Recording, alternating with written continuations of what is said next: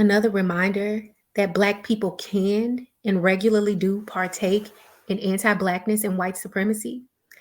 And even if we do, isn't it a little bit of a stretch to say that the untimely, unnecessary death of Tyree Nichols at the hands of police officers isn't somehow related to the foolishness that came out of Emmanuel Acho's mouth? And even in spite of all of that, what can we do and how can we, as members of the community, hold our leaders and hold our thought people responsible for the harmful things they say that undermine our pursuit of justice and liberty? Well, I'm glad you asked because we're talking about it after the break. Brokers, welcome to another episode of Brokish, where we talk about the unbelievable ish this country has done to keep us broke. Now here are your hosts, Amber and Erika. Hey everybody, I'm Amber. And I'm Erika. And today on Brokish, we are having an uncomfortable conversation. We are going to have an uncomfortable conversation.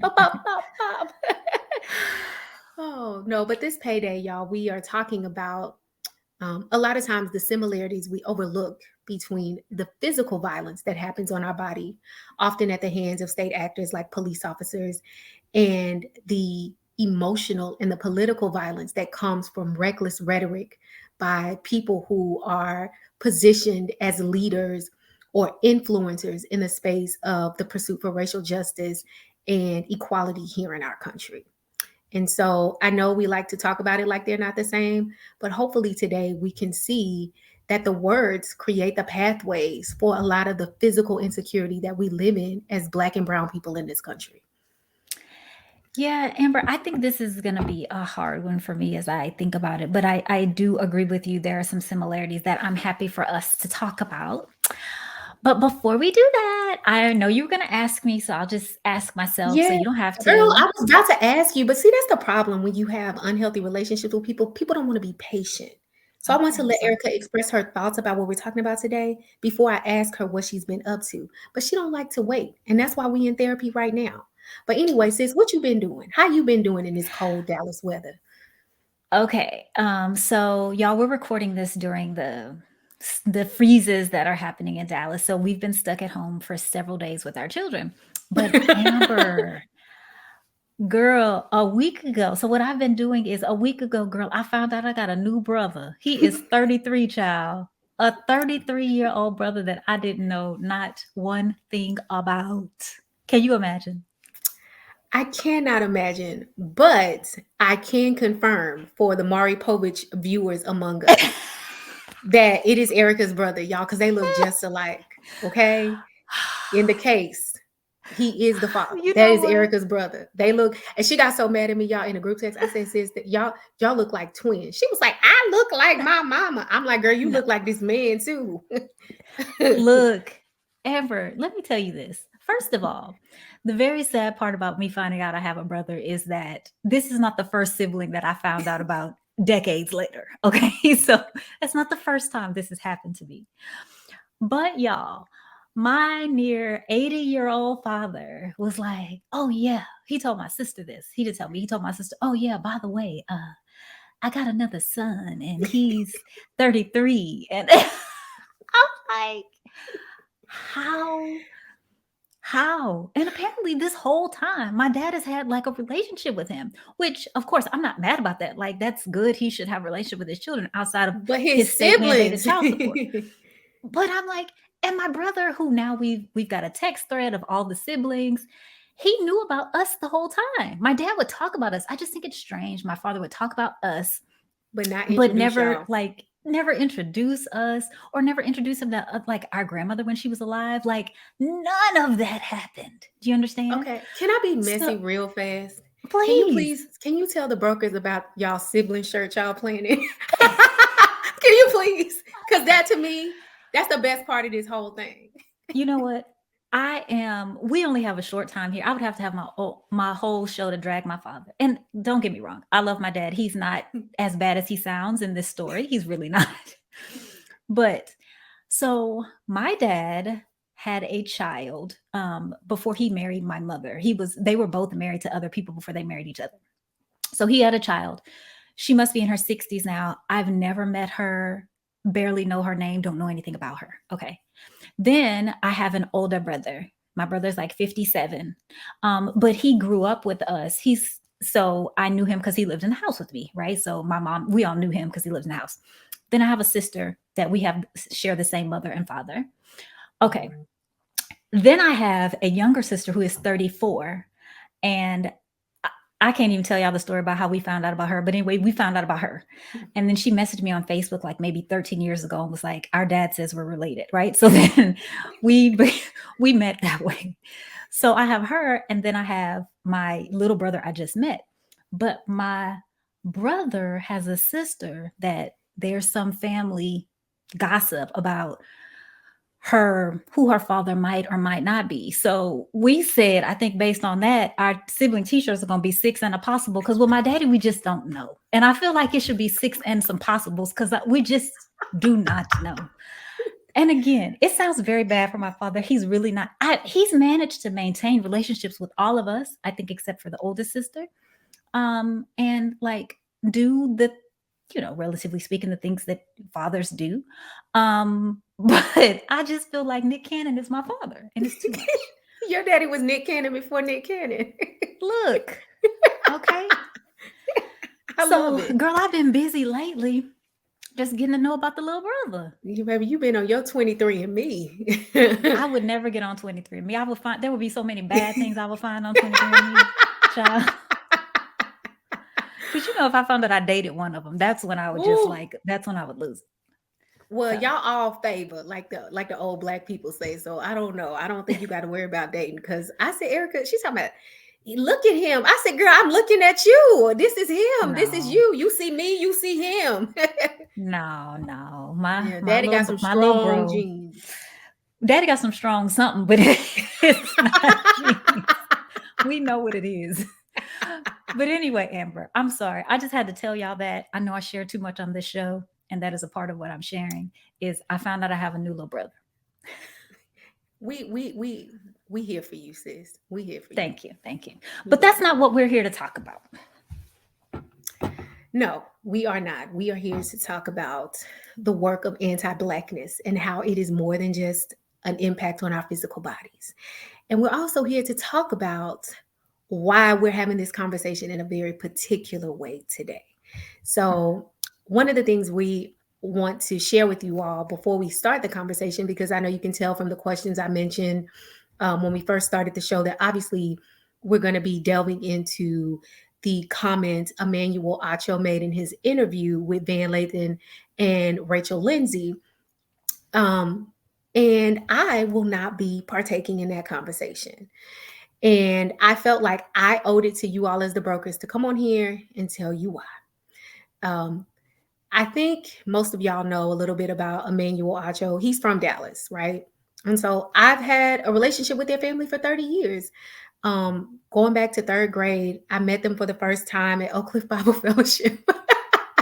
When we That's all the went to church for school y'all. there. I think Yes, y'all figured yes, that out. But anyway, yes. We went to school together, elementary school together. And then later on, when we all transitioned to bougie prep schools, he went to the all boys school and I went to the sister school, the all girls school, Hockaday, with his sister. And she is still to this day one of my closest friends. We've been friends for 25 years now. And even though I approve the messenger, I am not the message. I approve the message. I'm not the messenger. We talk a lot about liberation being a group project here. And I believe it's a group project because it's rooted in love. Like the love that you have to call people out when they're wrong, and the love you have to be invested in the humanity of people who are being done wrong. And so I don't feel like it is appropriate for me to say things that I know can be hurtful and harmful to people I love in real life. Um, because not only is that not a friendly thing to do, but I don't think it serves the cause of liberation if, in pursuit of liberation, you actually out here hurting people in real life. So I think I owe it to my friend. I think I owe it to our relationship and the history we have together to share my concerns about what was said in private and to leave the public discourse about what we can learn from what was said to people who are not biased and who don't have personal relationships with them. And so that's what we're going to do today. But I wanted y'all to hear it directly from me. And I wanted to come on and Amber, talk can I about just say this. this shit is beautiful, and I'm over here about to cry. I'm not even trying to be funny. Like, Oh, um, I think it's great when people say that they have principles, but you don't know what those principles are until you see people living them out in real life. And so, anyway, I hope that no matter what happens, I hope that everybody does understand that you are a principled person, and that's why you're taking this stance. And I appreciate that. I know some people will think differently, right? And in terms of if you should be involved or if you shouldn't be, but I think that's really beautiful. And I'm over here choked up. well, But thank anyway, you. I don't Thank want to you. start. I don't want to get all emotional, so I'm kicking you off. Bye, Amber. I'm just gonna take you Yeah. off. But y'all, because I'm not good at these conversations alone, I would call her a friend to the show. I mean, I know she's been with us one time before, but it was fantastic. And again, to the point of sort of building community and relationships in a digital space. This is like the digital is becoming real life, and there's flesh being put on it. So I am very happy to have back with us Fernanda. Welcome.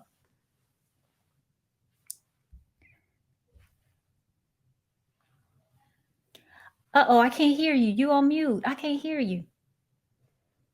How about Okay. now? Yes. Okay. I'm sorry. No, I think my the shine on my forehead was making me mute, so it's all good. Girl, look, we got the same shine and the same forehead. Let me tell you that. As many times as I've been on camera, you would think I would learn to like powder, but it's whatever. It's all natural. It is. It is.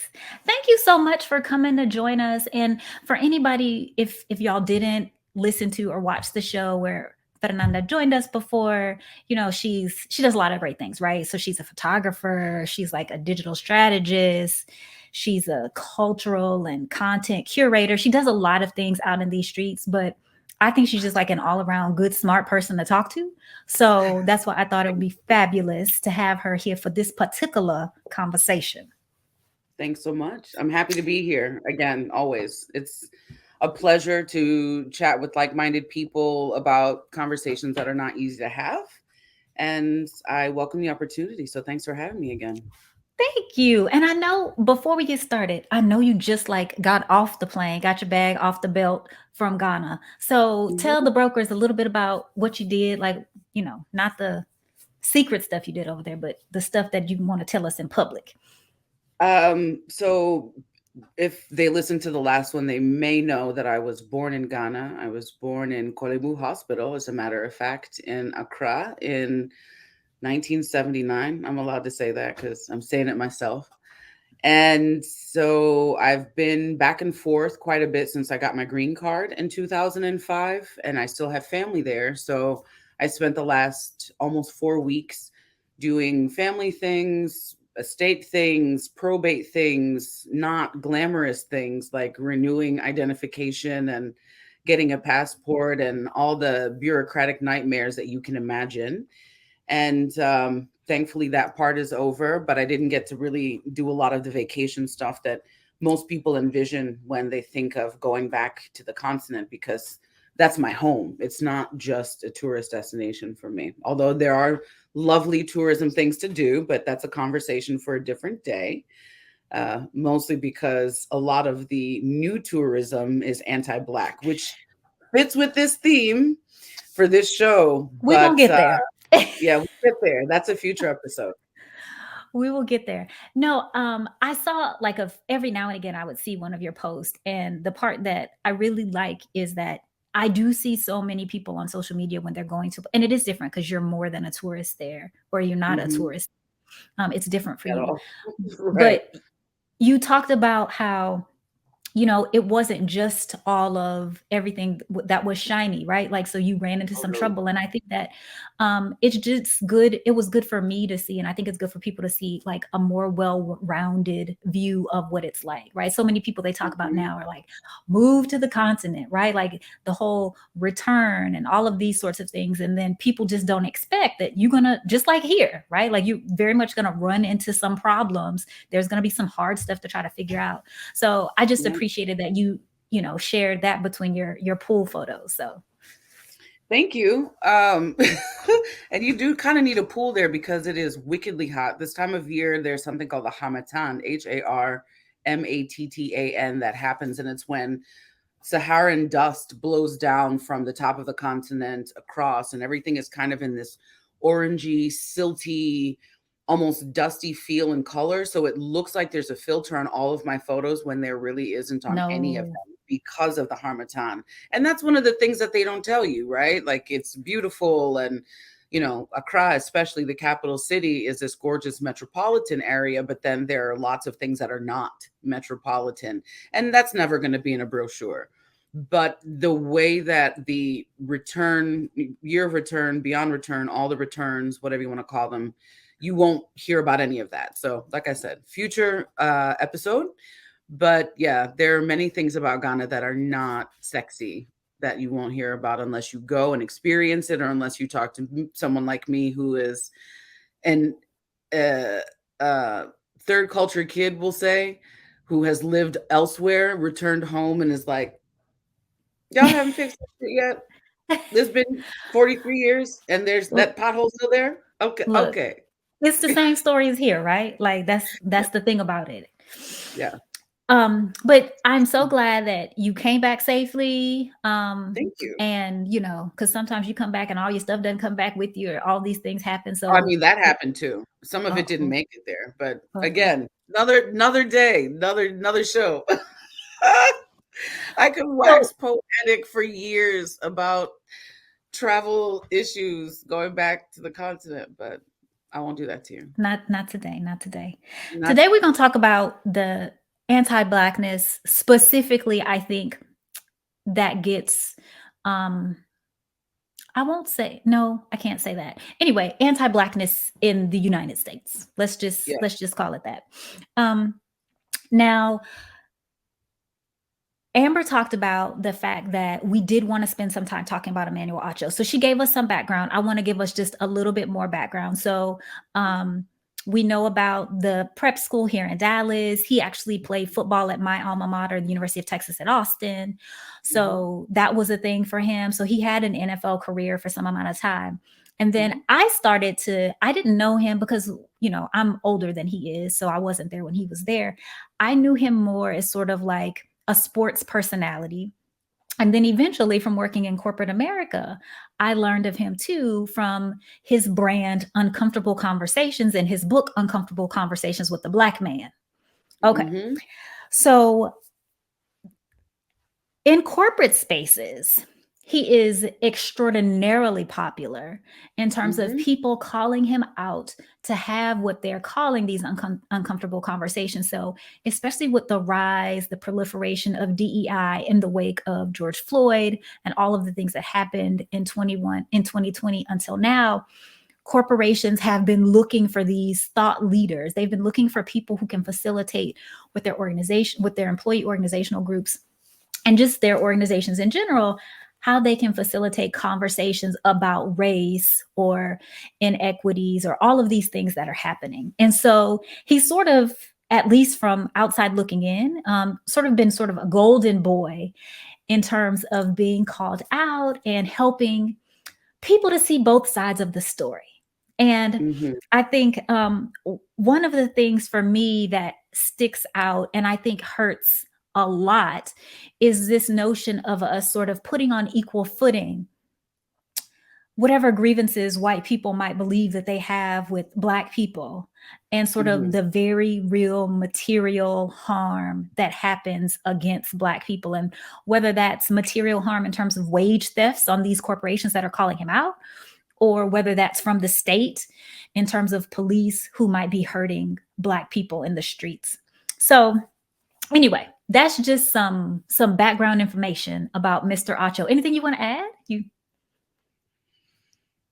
Not for you, oh, because you understand, hell, you're facilitating this conversation. So what I'm about to say is going to feel very choir preachy, but the thing that a lot of people forget to add is the word black or white. So he has become popular for companies that are mostly white. He has become an expert, if you will, for mostly white audiences. He has become the expert, if you will, for corporate DEI opportunities for white audiences, right? So Absolutely. he has been pedestaled as the black authority on blah, blah, blah for the white gaze. So I think that's Yes, important to add to all of this because your audience is diverse. It's not just Black and African American people or diasporan people. Your audience is anyone with access to the World Wide Web that stumbles on the brokish link, right? So for sure. those of you who may be watching or hearing this or reading it in a transcript, a lot of what Erika and I and Amber discuss is specifically from a Black lens. And so that is important to understand for people who may think that what we're talking about is just related to Emmanuel Acho because it's not. What Absolutely he not. says, yeah, and exactly, you get It's a that. You understand, metaphor. Yeah, correct. this And is I think a absolutely just lot a of that metaphor. Mhm. And I think a lot of that gets lost or forgotten about, or because it's a default setting for you and I, they don't see it that way or don't realize that. So I want to level set. And when we talk about anti Blackness, you and I understand that that is not just a physical act or a tangible thing of violence, but anti Blackness being a system, anti Blackness being, Absolutely. a way of Absolutely. living, not that somebody is physically committing harm to only Black people, just like racism isn't a physical act of terrorism. Racism is embedded in things. So I want to make sure that the audience, as they're listening, hearing, or reading this, is just very like keyed into that because I don't want any of this to just be perceived as a personal attack on Mr. Acho or anybody like him. No, absolutely. And thank you for pointing that out because you're absolutely right. Specifically within the context of this show in general, when I'm saying corporation, because we know that Black people don't have wealth and because I think it's 90% of Black businesses don't have more than one employee. When I say the word corporation, I mean that as a proxy for white people because Black people don't have corporations. And so when I'm talking about leadership and I'm talking about people bringing him out to have these and to facilitate these conversations, because in these corporations, they're mostly employing white people, then Mhm. yes, you're absolutely right. That's the principal audience. And to your point, though, I think the fact that he is Black is one of the reasons why it makes some of his actions even more insidious, Yep. is because he's not someone who's not a part of this, I'll say, big C community. He is. Yep. And what does that mean for the rest of us when he uses his words in this way? Um, and to give some context, because a lot of people might be like, who is Emmanuel Acho? And y'all been talking, and I still don't know who this man is. So can you give me some background? So anyway, I told you a little bit about who he is, but this latest thing, this latest brouhaha that happened was for Fernanda. Do you ever listen to the Higher Learning podcast? Are you familiar with them? I wasn't Mhm. before. I Okay. have for many reasons, but one of my 13 jobs is that I do social media management. So I have to be on the cusp of Right, right. information at all times. I'm drinking from a fire hose when it comes to pop culture, but yes, I am aware. Okay. So I mean, I know who Van Lathan, and I also just want to say, normally if I'm dragging a van, it's Van Jones.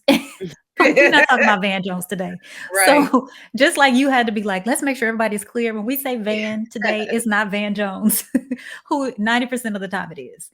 So this is Van Lathan, and I know him like just peripherally from TMZ because he used to work with TMZ. And so if you ever saw the TMZ show, I think he would be there next to wherever the guy's name is, the white man that runs and owns TMZ and all that stuff. But anyway, so now I think Van moved on from there. Now he has his own podcast, and he has a podcast with a woman who actually also went to the University of Texas, who's friends with Emmanuel Acho. I think her name is Rachel, and I think she was the first Black bachelorette. Is what I hear is one of the things that she might put on her resume. So anyway, I And don't. he was one of the first male Black ones, so there's some symmetry there. Oh, okay. See, I don't. So I said all of that to say too that I don't know these people. I don't know these people personally. So I can't say like, oh, I listen to Van's show and I love it, or I love what they're doing. I don't know anything about that. I just got caught up in the social media hype like everybody else did over this and want to talk about it. So real fast, what I'm gonna do is I'm gonna share my screen and I'm going to pull up a quick article. And then in pulling up my article, I also should be able to just give some people the background on what's happening. If I can get my screen shared. Okay. Can you see my screen? Okay. Fernanda, can you see my screen? I can't hear you if you're talking. So. Okay. So one of these articles, you can find others. Emmanuel Acho called out for generational trauma remark during a podcast.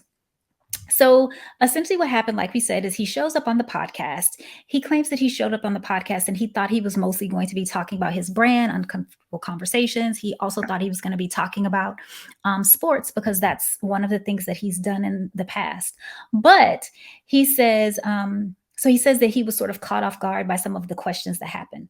But his quote is, when white people say, well, racism doesn't exist, I know why they say that, because I've been in the rooms when they're saying that. Acho said in the clip. When I kick it with black people and they're like, all white people are racist, I know why you're saying that.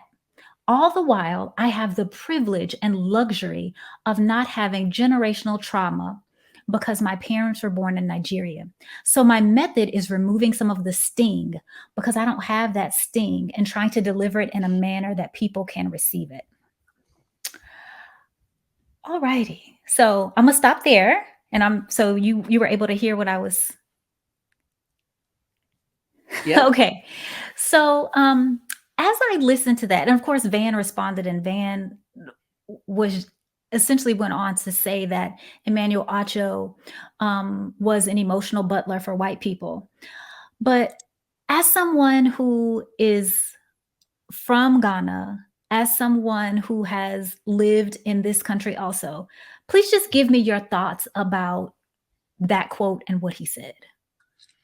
Um, I truly do not know where to start. I have well, two things. Yes, I am African naturalized in America. I have lived in majority black and majority white spaces, both as a child and as an adult. And I went to a predominantly white institution, aka PWI, for both undergrad and two different graduate schools. Do not judge me. And what I know from all of that, and I is that I have served also as an emotional butler for white people. So everything that Van said was absolutely accurate because as somebody who was naturalized in the US and has had to assimilate to life in the US, both because I felt like I needed to so I could fit in and so that I could be Right. accepted, but also because my African ass parents told me I needed to. Mm, Van was right, 100%. Especially for immigrant kids and first generation kids, the idea of assimilation is pushed on us from before the plane touches ground or before the boat hits the dock. So we are conditioned to see whiteness as aspirational and sure. inspirational. We are taught to soften our voices, or if you're like me when I was a kid, raise your voice, speak in a slightly higher pitch, take the bass out, which now I don't care. I mean, I'm who I am and I have locks, but there was a time when I wanted to have perfectly bone straight hair, just like my white counterparts, because that's what people saw as pretty and so on and so forth. Those are the same kinds of experiences that Emmanuel Acho and so many of the rest of us first gen kids and FOB, fresh off the boat people, have to deal with. And when you do reach a point where you are safe for them and when you are seen as the good one, right? A lot of people hold on to that because that is adjacency to privilege for them. That's adjacency to power for them. That's the assimilation that we so seek for so long, that thing that we're taught. is so But it's important. so dangerous. 100%. It's violent as It's hell. it's so dangerous because Terrible. it's like in your quest to be adjacent to whiteness, to be so close to them, it's like you call not you call, but sometimes Black Americans are positioned like everything but a child of God. And Yes. it is just so hurtful and harmful. Yes. And I'm listening to this exchange thinking, how can he not hear that? Right? Like, how does he not hear that? It's the basis for the diaspora wars. Anybody who is chronically online or who has spent any amount of time on any chat platform at all since like the inception of the internet has probably heard the phrase diaspora wars if you are Black Sure. or if you are of color. Again, disclaimer, this is not for white people, probably have no idea what diaspora wars means. But for Right. those of you who do, good job. Ghanaian jollof is better, for the record. I was going to ask you that too. Yes, Ghanaian jollof is better. I'm sorry. Not sorry. But for those of us who are of the continent who come to the US, we are taught in many cases that we are better than those who are what some call themselves as foundationally Black Americans or post-slavery American Black people. And it is a really shitty, violent thing, and it is anti-Black. Diaspora wars were started by a bunch of mostly West African people who fancied themselves better than Black Americans because they were infused with white evangelicism and they were gifted with all of this wonderful knowledge of science and maths and, you know, all the things that Black American children are withheld from, you know, in American schools because of segregation. You know, we are coming from a society where we are not the minority, we are the majority. So we have more access to things that Black American kids didn't post slavery, if that makes sense. So Black Africans have many advantages scholastically, economically, et cetera, than a lot of Black Americans. And again, this is all, this is not stuff I'm making up. Like, there are Black doctors and hospitals and whatever in Ghana and Africa, all over the continent, that existed separate and apart from what's happening in America. But Black Africans do not like to consider the fact that Black Americans didn't have access to those same things by design. They like to say things like, oh, Black Americans are just lazy. Black Americans value hip hop more than they value learning how to be a doctor. So they like sports and athletics better than academics. These are all things that you will hear in a first gen West African household or in a current West African household in Africa. I know because I've heard the shit. And that foundational anti Blackness right there only plays out further when we come to the United States and then have access to the things that Black Americans do with the knowledge that we bring with us from Africa. And it is just tacky and it's garbage respectability politics and it's misinformed. And it also doesn't take into account the fact that these are colonial mindsets to begin with. So we are using the same devious devices that the colonizers have used to oppress us to now make uninformed comments about Black Americans in the United States.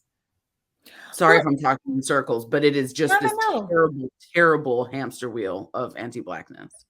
Even if I take his comments out specifically when he talks about the fact that he lacks the trauma, and the trauma that he was referring to is he was referring to the trauma that of course Black Americans have, right, from the vestiges of slavery. And Mhm, I think about in my own story, right, that my grandfather did not learn how to read because in second grade he left school to go to mhm, work, right? And so mhm, those are very real things that happen to people. mhm. And so, am I traumatized by that? Well, shit, yes, I'm traumatized by Of that. course. But he claims he does not have ownership of any such trauma because he is from Nigeria. Yeah, that's a Fernanda, lie. can you tell the people? Because if the people are like me, the people are not up on their Nigerian and Ghanaian history. So, can you give Yeah. us a lesson? I mean, very quickly, both Ghana and Nigeria are less than 65, 70 years out from independence. Ghana was the first country in Africa to claim independence take its independence from colonial rule, specifically from the British, on March 6th of 1956, declared themselves a republic in 1957. Nigeria followed suit on October 1, I believe, of 1960. So given that, if you just look purely at the year of freedom establishment, not only does Mr. Acho understand trauma, he is a child born of it. His parents were young adults when Nigeria's independence was claimed. So just the statement, I don't have that trauma, is not accurate. It's untrue. It is a lie. Whether he understands it or not, it is a lie. Secondly, the trauma that he is referring to not only extends through Black American lineage, but all the way through Nigerian current day lineage. Because while we don't have chattel slavery as it existed 200, 300, 4 years ago, slavery still exists. Indentured servitude still exists in much of Western Africa. And outside of Lagos and some of the other larger cities in Nigeria, there are still places that don't have running water, that don't have hospitals, that don't have basic infrastructure like buried electric cables and lines. So that in and of itself is a trauma, and that exists present day, to this day, to this minute, right? There aren't children, walking around there aren't children going to school on zebras, as people said, and asked me when I was a kid, like, oh, did you ride a zebra to school? Did you have a pet lion? No, that is not a thing that happens. But what is happening is people are lacking basic services and infrastructure in the same place that he and his family are from. So his I don't have trauma doesn't exist on any realm, in any plane, on any, like, nowhere is what he's saying accurate. I will also say too that it's very elitist of him, because he is coming from a place of relative wealth, not just currently, but privilege of his family even being able to come to the United States to create a better life for him to and his siblings to go to prep school, et cetera, et cetera, et cetera. So he's further alienating himself and positioning himself as adjacent to white privilege, but from a financial perspective as well. So this trauma that he speaks of that he doesn't have, like, is that because he's wealthy, cis, het, good looking, lives in a nice suburb? Like, are those the reasons he doesn't have that trauma? Because that's even more inflammatory and offensive. That makes what he said even more violent and untrue.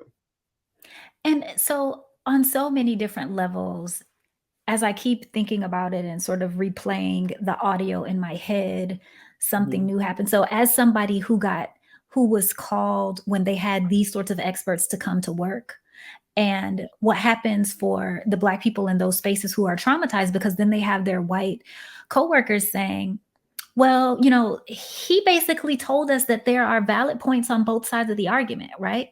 And so that is harmful to people who are employed in these spaces where he gets called out. So he gets to build this brand, he gets to collect a check, he gets to stay rich Yep. at the expense of people that he'll never meet, right? So Yep. he gets to sit in very high spaces and continue to sort of perpetuate these messages and share this misinformation about what it means to be Black in this country, when he says in his own words that he said he wasn't really in community with Black people until he went to college and he was playing football with them. And Right. even then, So he was in community with Black athletes. He wasn't in community with Black 100%, people in neighborhoods and such. 100%, He 100%. was called Manny growing up because Emmanuel, which is an English name and biblical, And was one, too I was going to say, and one that evangelicals Mexican white love. to say. So there's just so much, like, that is not, there's so many disingenuous things about what he said. I don't even, every time I hear it and every time I read it, it just makes me more upset. To my It point does. earlier about having been an emotional butler for white people, like, I've been there, I've done that. I'm not proud of it. I'm embarrassed by it. It is something that I will spend the rest of my life atoning for. I hate the fact that I used to let people call me Fern because Fernanda was too difficult. But those are things that happen in my life, and I've moved on, and I acknowledge them, and I use them as a learning tool. But what he is doing is just really digging his heels in and doubling down on this business of I'm a good black, and so white people can trust me. And he's like leaning into his tokenization so hard, it blows my mind. Yes, but with very real consequences for people, and that's the part 100%. that is just so hurtful. And so to sort of bring things around, when I heard this story, I also was at this story sort of came out at the same time about the video being released, or that was about to be released, about the murder of Tyree Nichols, right? So all of this was happening at the same time. And I was just sitting thinking to myself about that emotional butler. And I was like, I don't want to be hyperbolic, but I feel like Emmanuel Acho is doing the work and being that emotional butler in the same way that 5 Black people who decide they want to join a police force, Mhm. and maybe they decide they want to join a police force and maybe they want to change it from within, but that those people are doing for the state, right? They're being the same violent butler for the state and unleashing this power against the Black people and whatever interactions they might be having with them. And I'm like, there's something about these two factions that are the same. And I have to talk about it. So I want to hear just your thoughts about, do you think I'm being hyperbolic, or is there in fact a connection between sort of this corporatization of this messaging that happens in these spaces, and then Black people also acting as agents of the state as police officers? Yes, and yes, 100%. You're not wrong at all. And emotional butler, I think, is a very good metaphor for this, because police, as a crew and a record label, are only there to protect and serve white supremacy. Policing as we know it now started from slave patrols. None of this is news, or new, I should say. These are things that everybody should know. But for those of you who don't, surprise, cops are white people. Just because they are Black or brown does not make them any less. It just makes them slightly more brown. Um, Unfortunately, the same palatability We know what you're palatability saying, girl. Yes. Mhm. that people like Emmanuel Acho do for corporate America at large is exactly what Black and brown cops do for white supremacy and brutality. Oh They my make it. God. And it's so sad. How sad is it? I once upon a time believed that if we had a massive influx of Black people who joined the NRA, they would be less shitty. I was totally wrong. And I got ate up on Twitter for like 3 days for that. I deserved it. It's fine. I was naive. I didn't know better. I was a baby It's revolutionary growth. at the It's time. growth. But now I know. Now I know. And now we all know. We all know. And the police officers who did that, they knew.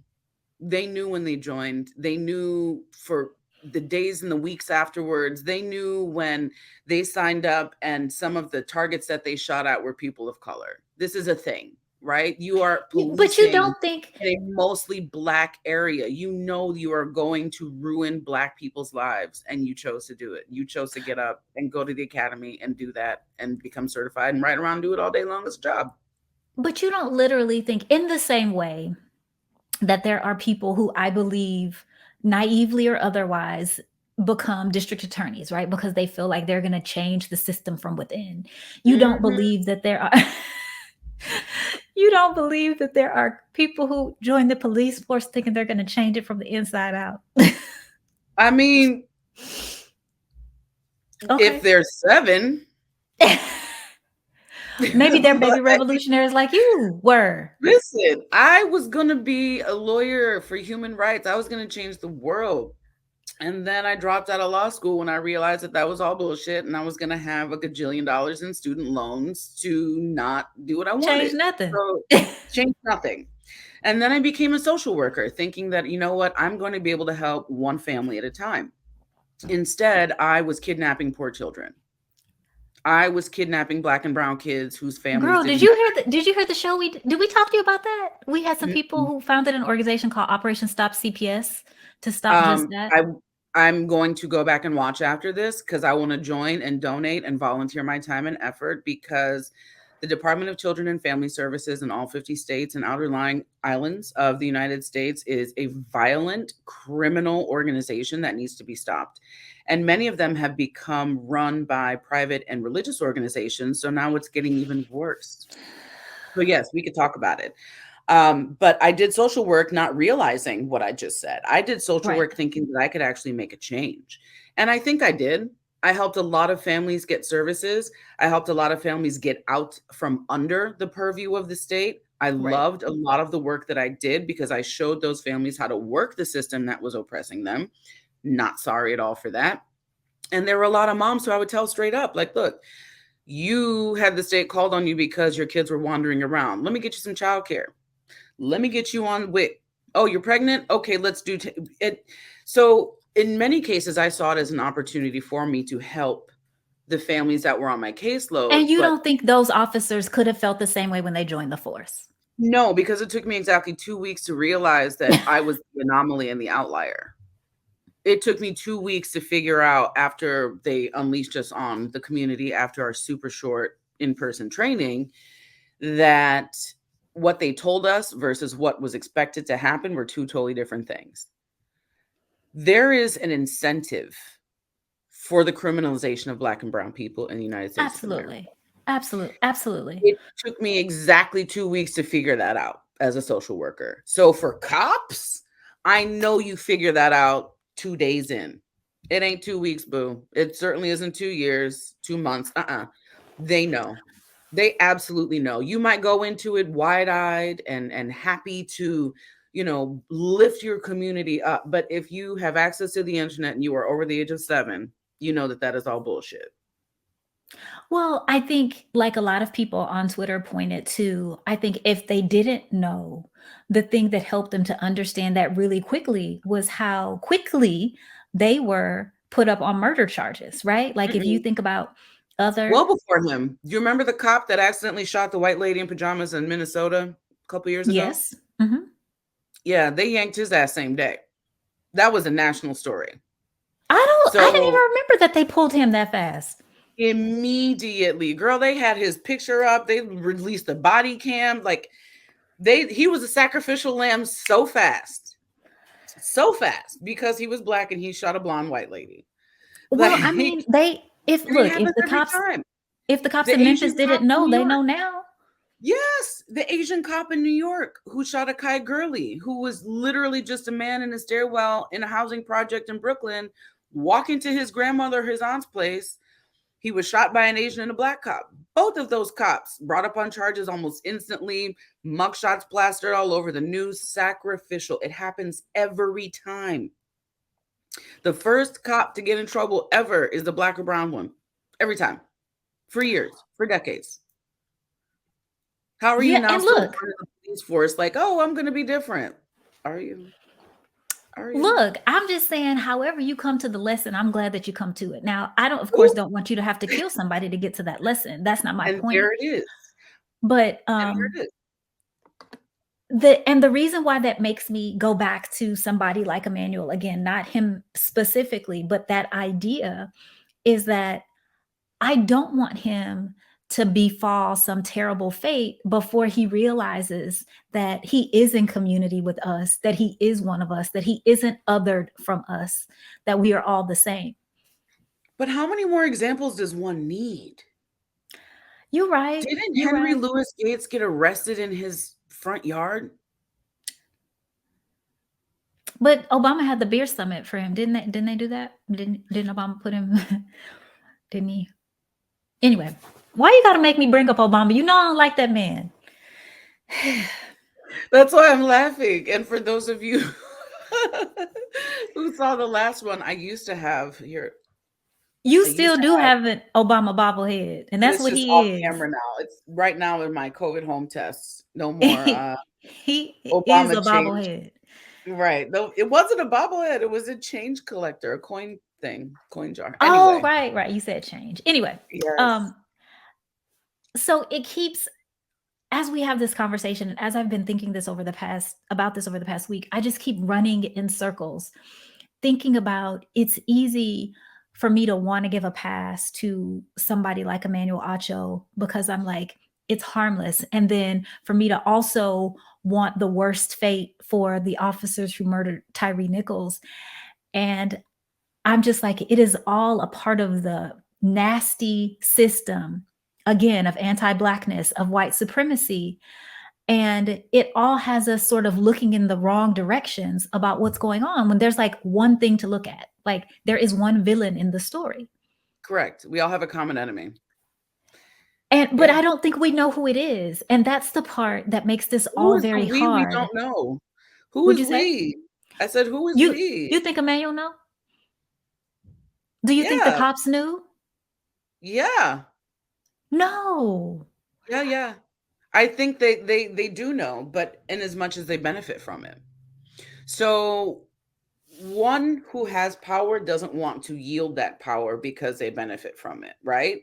So even as police, even as a celeb, even as a wealthy person, an entertainer, whatever, but you feign ignorance or you just completely go the Candace Owens route and embrace that shit in as much as it benefits you.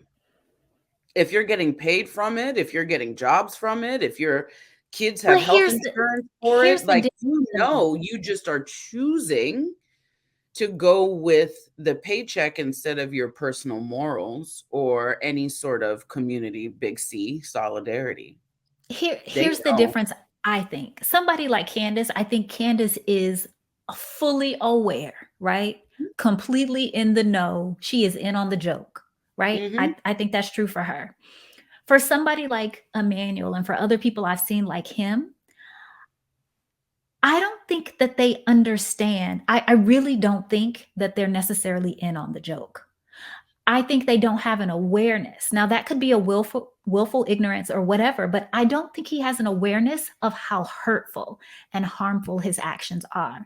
In the same way that I think those 5 police officers didn't necessarily join the force with the intent to harm and terrorize Black people. I think they probably knew more than somebody like Emmanuel, but for him, I think it's just I'm helping to facilitate conversations, and that's a benign thing.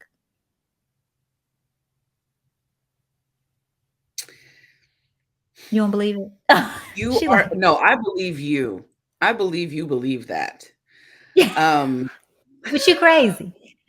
no, I think you are one of the most rational, insane, and self-aware people to have these kinds of conversations with me in a very long time, to be honest. So give yourself more grace than that. But I'm also I'm woke AF, as they say. And these people are entirely too old, too grown, and too centrally, financially, educationally, academically privileged to not know the violence with which their words carry. I think that they have put a softened lens on it. They may be seeing it through rose-colored glasses or green-colored glasses because it's almost always a financial benefit that clouds their vision, but they know. And it won't really hit home for them individually until they are personally affected by it, viscerally, tangibly affected. And that may not ever come for them. I mean, it came for the 5 cops who killed Tyree Nichols, but there were many other examples before them of other non-white police officers who were made examples of very quickly, who also killed Black and brown people. There are too many examples. There are too many of us, too many lessons, too many videos, too many articles. You know what I mean? For you to live with such indifference, unknowing, or ignorance. And willful ignorance is a great term for it because I think that's what it is. You are willfully ignorant. You are choosing to not have empathy. You are choosing to ignore the mountains of evidence and lived experience of people who look just like you to say, I'm, I have less, I'm less of a sting. What? You're a huge black man. If you were to get pulled over right now, that sting is out the window. That's not even a thing, right? So the less of a sting part just lets me know that he sees himself again at a level above a black American, or at a level above a poor black person, or at a level above insert whatever descriptor here. He just sees himself as above and beyond that. He's removed from that trauma because he lives this privileged life. So he knows enough to say that he is privileged and able to do those things, but he's not playing it all the way through to see that once you strip the TV and DEI talks away, he's just a regular ass black dude that a cop would no sooner beat down than shake his hand as he walked off a football field. And that's the part that's so sad. And I here's the thing. I know we all come to this when we come to it, right? Like, however, in my own life, I know that me coming to some of these realizations was much later than I want to admit, but it's true, right? Like, I was Mhm. late to the party. So I am going to hold out some hope, and I'm going to hold space for people arriving to the party when they get there, because I just want y'all to come. Yep. So I'm going to do that. But in the meantime, I do want the rest of us to know that the shit is just not a game, right? Like, No, we can't just people are let literally people. dying behind this.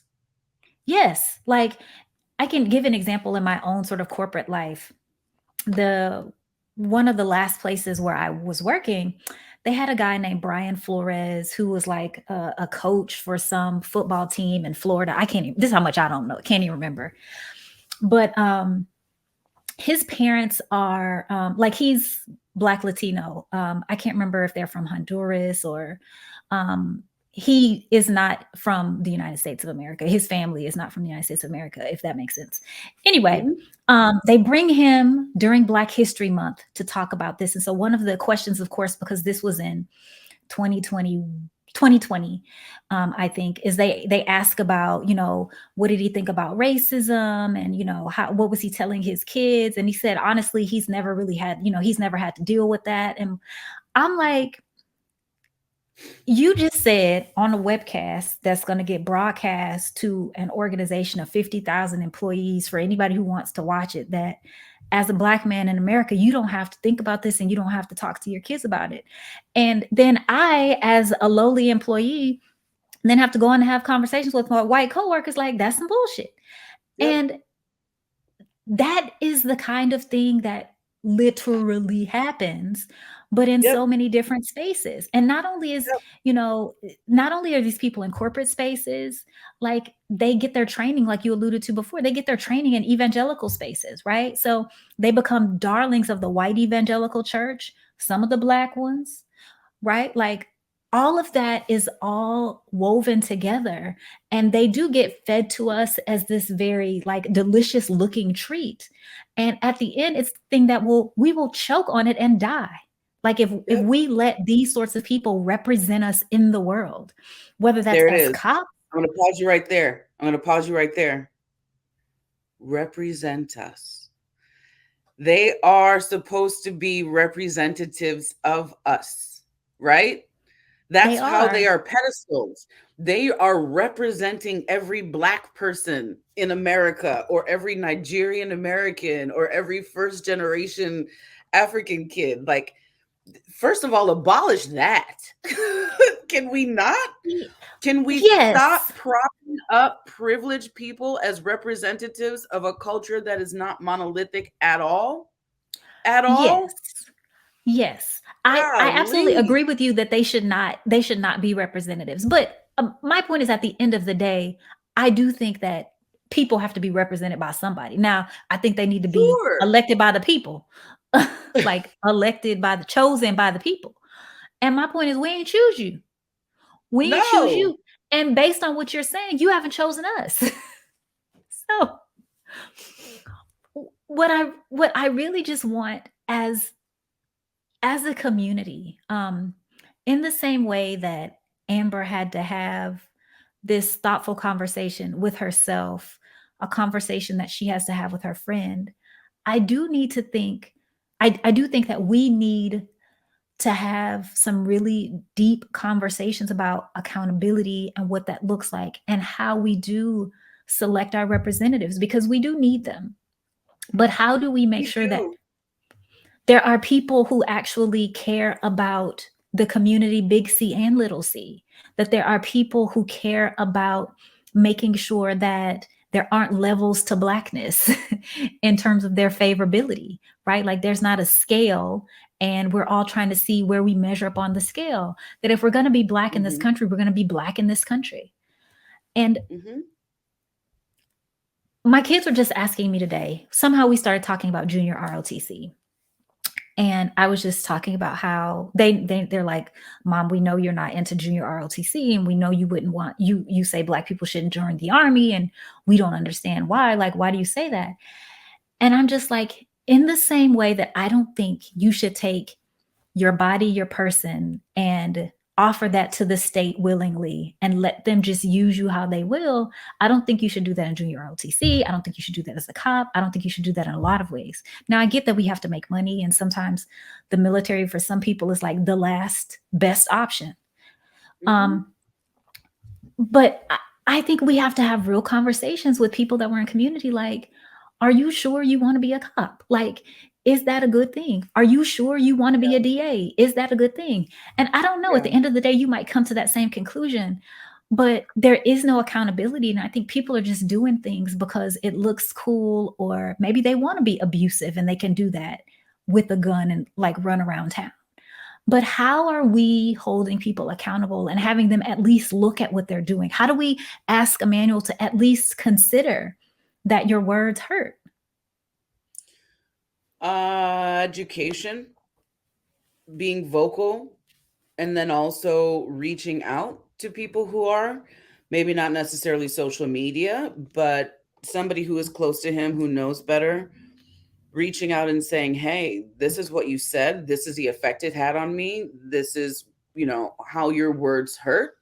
Here are some examples, here is some lived experience, here are some educational opportunities for you. I am definitely a burn it all down type, and I know that that's not the best way for people's point to get across. So I'm We working want to on mix it that. with some love, a love with your matches. Do you have love with your matches? I use the two broken pieces of my heart to strike that match. So no, I'm joking. A good friend of mine often says, I'm saying this with love. And so I'm trying to incorporate that into my vocabulary. I think that there is room for compassion. There is room to call people in, and we should be doing more of that. It's very difficult for me, especially for somebody of Manny. You're so Manny's, messy. I am so messy. It is hard for me to do that for somebody of Manny's stature and somebody who has the resources that he does and the Yeah. platform that he does. I think it's just incredibly irresponsible for him to say shit like that given his platform to begin with. But that's also a power thing, patriarchy, they love it. They're, big men. But I digress. I think it is important that we call people in, and I think it's important that within the community, and I think it's important that we do help educate them so that willful ignorance kind of goes away and maybe be replaced by willful learning and wanting to improve. But there definitely needs to be a conversation had, and preferably by people close to him, because God knows there are a million folks on the internet who are just ready to jump, and rightfully so. So you As I talked took about a education. screenshot. Yeah, I I know. I just I I know. just wanted you to know that he's educating the kids because you can Yep. have an uncomfortable conversation with a black boy as well. Yeah. So it's not But if just they for the sound like grown-ups. him, again, white It's gaze. not just This is it's this just is not such for the grown-ups. whoo, white gaze is just all over the place. It's right Yeah, you got the wrong people doing the educating. Yes, That's we what's do. Because again, he's a self-appointed representative, right? I would never. And I say this when I give my talks and when I do my training, because I do come from a professional background of professional development and sure. training and DEI. I've done all of those things. I still do Mhm. sensitivity reading. And I always start off with my story is unique. I am a Black woman, but I am not every woman. I love Shaka Khan. I ain't her. Right. So that should be kind of the foundation for any time one of us gets up and purports to be an expert on. And not just Emmanuel Acho, the same thing expands to Black academics, as I like to call them. There are a lot of Black academics who will get up on a pedestal and profess themselves to be the expert in all things Black, and then do equally harmful things, right? So it's a concept that we need to think about across the entire non-monolith of the diaspora, is that we aren't all experts, we aren't all representatives, we are not a monolith. And while we do share some really, really terrible things in common, ultimately, I cannot speak for you. You cannot speak for Emmanuel. Emmanuel cannot speak for Black men and women in general. So acknowledging that, it should be the first thing that we do. Yes, I'm a Black person and I'm speaking about Black topics, but I am not the Black person. I am not the representative. And my experiences are very different from so many others. I wasn't even born here, you know? So that acknowledgement has to happen more frequently. And that's one of the things that, as we sort of wrap things up, that really chaps my hide as somebody whose family does have a history of slavery in this nation is for somebody to stand up and say, hey, I'm going to be the Black representative. And I don't even have that thing that 80% of the Black people in America have, but I'm going to Mhm. be their representative. And I'm like, that's just awful. Like, I Yeah. wouldn't have the audacity. I would not have the audacity to move to Ghana and then move like that. Like, that would just be so wrong for me to take my Black ass over there and start talking about Blackness and Mhm. knowing that I don't know anything about that history and that legacy. And it's clear from what he's saying that not that you can't learn, but it's clear that he hasn't learned, right? Mhm. So that just continues to hurt, right? Like in all Mhm. the ways the cuts are deeper because I'm like, of all the people, at least from what I know of Candace, like at least she, I can't say nothing good about Candace, so let me stop.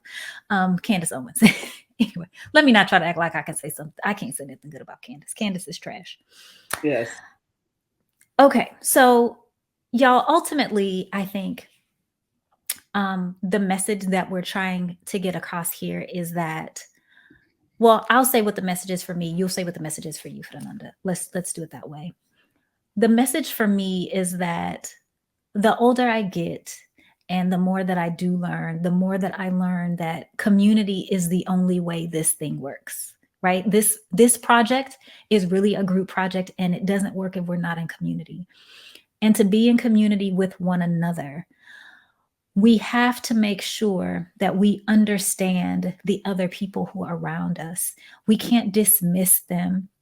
We can't say that their experiences are invalid. We can't claim that we know more just because we might have more. And so I just want us to be really thoughtful about what it means to be in community, what it means to help people to grow in the same way that you had time to grow in with whatever time it took you. And so I just want us to do that. And in doing so, I do want us to be able to not call out, but point out things that we think are not right, like what Emmanuel might be saying, that we clearly know are not right in terms of people wanting to be police officers and work for this same state whose goal is to kill us and whose aim is against us. That Mhm. we can just be thoughtful about how we have those conversations, those really uncomfortable conversations, but it's critical that we as a community are having them. And with the people you love, or even the people you don't love, if you feel close enough that you can do that Anyway, what about you? I think you said it very well. I want nothing more than education and understanding for us, period. And that is the only way that we're ever going to be able to fully understand and realize the amount of violence that is committed against us, both internally and externally. And I really want us to understand that within ourselves, we are not a monolith. We all come from different places, different experiences. And without empathy, we'll never, ever, ever be able to come together completely to do better, because no one's coming to save us. White supremacy would Nope. function whether or not white people lived here or not. I read a quote recently that every single white person could leave the earth tomorrow and white supremacy would still be the name of the game. And it's so true, because we've been conditioned in it. We've been raised by it. Systems function to support it. And the only way that we can ever get over, get beyond, and just get ahead as a community, big C, is by acknowledging that and having empathy and care and concern for one another, because that's missing. The anti-Blackness of those comments is just a perpetuation of that white supremacy. It's just internalized, and now it's going to be immortalized, unfortunately, for him. But without empathy and care and concern for one another, nothing else matters. That is the thing that I think we need the most: empathy and education. Yes, and that same anti-Blackness is what would cause 5 Black men to get together and decide to murder another one. So Absolutely. let's make sure we stay focused on what the enemy is. And that enemy, like we've talked about, can come to us in blackface or not, but the enemy is the same. So y'all, we appreciate you. Thank you, Fernanda, for coming to join us today on the show. Thank you, Amber, for your thoughts. And y'all, we appreciate it. We don't have no homework today because Amber's not here to give it to y'all. So anyway, thanks for tuning in, and we look forward to catching up with you on the next episode of Brokish. All right, good people. Thanks for listening to Brokish. For more episodes, visit us at brokish.com or subscribe, and Brokish will get direct deposited into your favorite podcast app on the 1st and 15th. Share Brokish with your friends and join the conversation on Twitter, Facebook, and Instagram. Music for Brokish is Come Get Some by Blank and Kit. Until next time, goodbye and good luck.